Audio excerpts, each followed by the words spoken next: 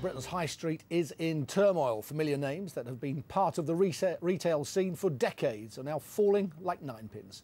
Today it was the turn of DVD and video rental chain Blockbuster to be knocked over. The administrator, Deloitte, is blaming the rise of digital and online rivals, but insists that the core of the business remains profitable. Well, things started to spiral after Jessop's last week went into administration, losing 2,000 jobs. In recent days, HMV, which employs more than 4,000 staff, also confirmed that it had called in administrators. And today's Blockbuster collapse threatens to jeopardise a further 4,000 jobs at more than 500 stores across the UK.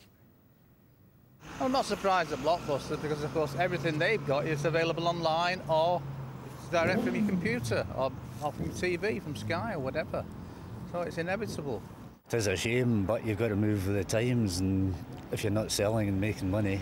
I think it's a great shame, really, to lose all these shops from the high street. I can understand the internet's taking over a lot of it, but you end up with less and less places to shop and to browse, and I quite enjoy going into a shop and looking at stuff.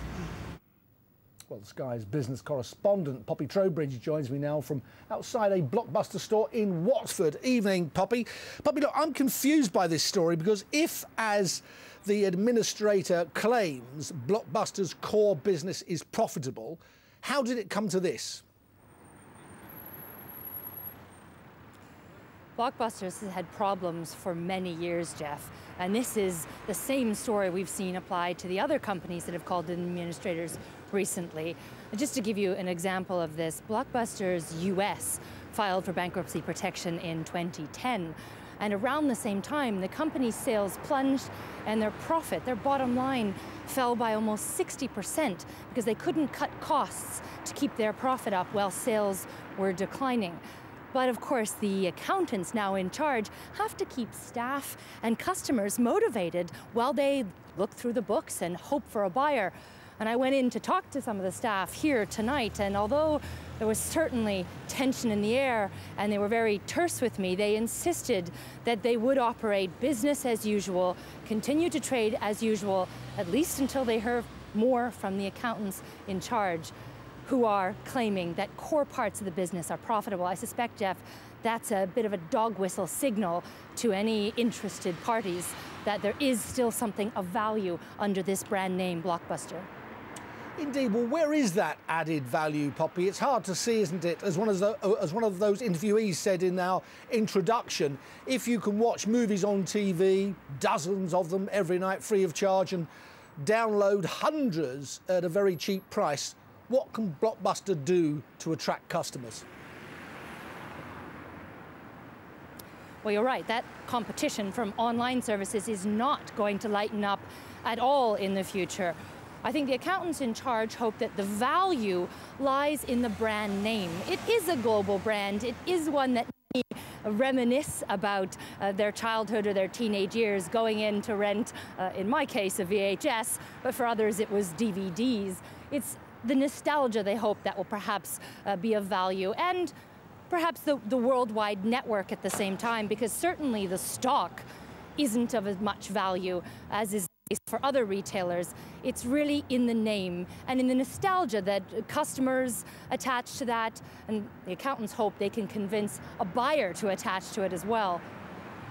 All right, Poppy Trowbridge in a chilly-looking Watford, many thanks.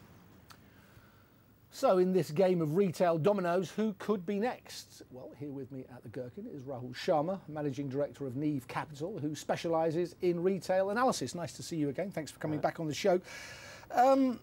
We were discussing there with Poppy, the administrators, of course, say there's value in this business. What could it possibly be?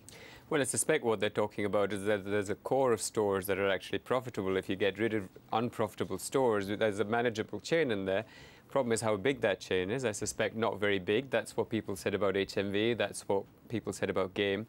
And this, in fact, has become a common way to sort of rescue these profitable stores, which is somehow you get rid of all the unprofitable stores without trouble, without actually getting out of really expensive leases. And I suspect that's what they're talking about. But if you look forward, isn't the trend completely against Blockbuster? with online movies, movies free of charge on TV every night. Very much so. And I think a lot is being made about these recent retail bankruptcies that we've seen. But if you look particularly the high-profile names, HMV, Blockbuster, Game, Comet, I think all these sectors have had a huge challenge in terms of the internet, not just in terms of people who retail on the internet and can sell cheaper than these companies, but a lot of technological change. People stream movies now. People don't take pictures now the way they used to. You use your smartphone to do that. You can stream films to your TV. That's why Jessop's really went under. This is why Blockbuster and HMV are in trouble. Now, the perennial complaint from retailers is that even in recession, rents don't go down, and therefore retailers are not able to adjust their costs. Sooner or later that has to change, doesn't it? I think it will, and it has had to do with property laws in this country, whereby you have upward only rent reviews. Rents almost never go down because landlords think sets a very bad precedent. The problem in one way is you can blame what's happened in terms of technology to what's happening to these companies. That's true. But the consequence of that is there's fewer and fewer shops that are actually open and trading on the high street. And ultimately, it's better to actually cut the rent and have a more affordable rent for someone than have nobody in there at all. And you're getting to that stage now. Indeed, because in America, isn't it the case that some landlords have a deal whereby the rent in part reflects sales? Absolutely. You have turnover-based rents, which again, in that sense, is a partnership between the landlord and the retail company, whereas here the reality is completely divorced. Now, what about this injury list of retailers, those who have yet to be stretchered off? Who's next up? Well, it's hard to say. I mean, I think the key thing that this has shown you is that anyone that sells anything directly comparable to what you can buy elsewhere is in trouble, in the sense that if they don't have the right kind of prices, people will easily compare the prices, go somewhere else to buy it. And is it just price? What about convenience? I say that because, look, let's not dodge this. We on Sky TV pump out dozens of movies every day, every evening. Absolutely. It's about how easily you can get to something. Why online tends to be convenient for people is rather than you walking into the shop, it will be delivered to your door, potentially at a cheaper price. And I think people can prosper in that environment. The likes of John Lewis do, by completely seamlessly mingling together online and the stores. And I think that's the kind of formula. If you have some kind of newness, you win. But if you're selling something completely commoditized, you can buy somewhere else, you'd better have keen prices or you're not really going to work. Do you see any future for retail businesses filling the gaps on the high street? Or are we going to have to accept that the high street needs to be completely recalibrated and perhaps bring back housing? I think we do have to rethink the high street, and I just struggle to see, because the problem with some of these shops going away is with fewer and fewer shops on the high street, there's less incentive for people like you and me to go to the high street, because once Marks and Spencer's left to go to an out-of-town shopping centre, now even the HMVs and Games of this world are closing down. There's really no reason to go there. All you're going to have is charity shops, coffee shops, and this is the reality today already in many high streets outside London. I mean, London is a completely different picture compared to all of this. Indeed. Rahul Sharma, nice to see you. Many thanks for coming in. Well, two people have died.